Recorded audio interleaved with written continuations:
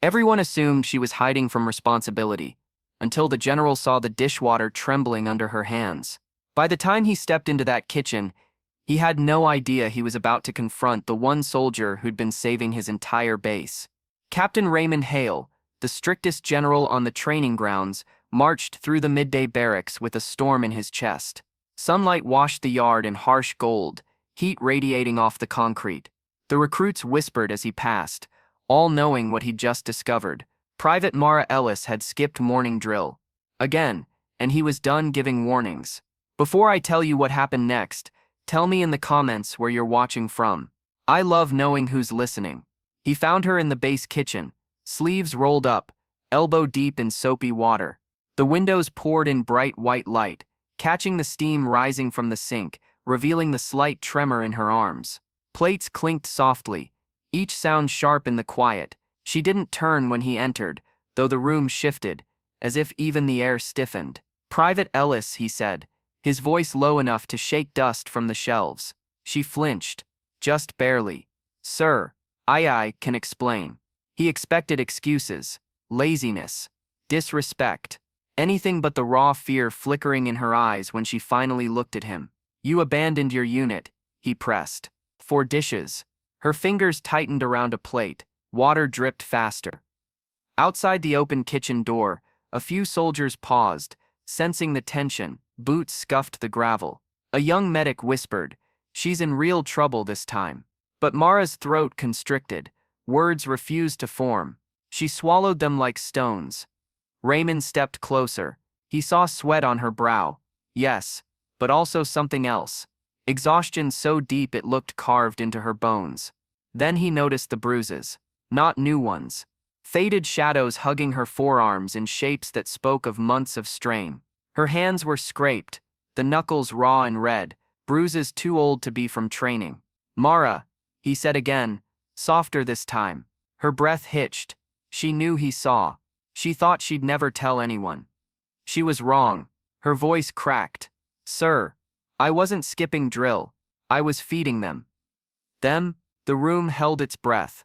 She motioned toward the back door.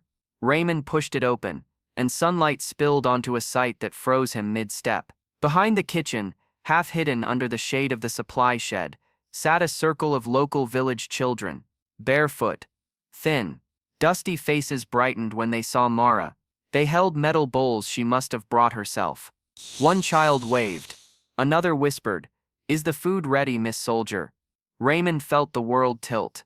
Every day after her night security shifts, the ones she never complained about, Mara had been sneaking leftovers, warming them, and feeding the abandoned children who camped outside the base perimeter. Children the town had no room for. Children who flocked to the safety of the soldiers' shadows. But that wasn't what hit him hardest. "You've been doing this alone?" he asked, voice cracking through the afternoon brightness. Mara nodded. "I tried to cover my duties, sir. I woke up early to prep. I cleaned the mess hall so no one would notice food missing. But today, they were hungrier than usual. I couldn't leave them." A long silence stretched. Dust drifted lazily through the sunlight. The murmuring soldiers outside grew louder, not mocking this time, but startled, unsure, waiting to see what their general would do. Raymond felt the moral weight crush him from both sides. Rules were rules. A soldier skipping drill could not be ignored. But here, in this blazing afternoon stillness, surrounded by children who looked at Mara like she was the only good thing in their world, the rules suddenly felt smaller than the truth. He walked back into the yard. Soldiers straightened. "Form up," he ordered. They scrambled. A ripple of tension surged across the grounds. Then, to everyone's shock, he pointed toward the shed. "We're feeding them," he said. "All of us."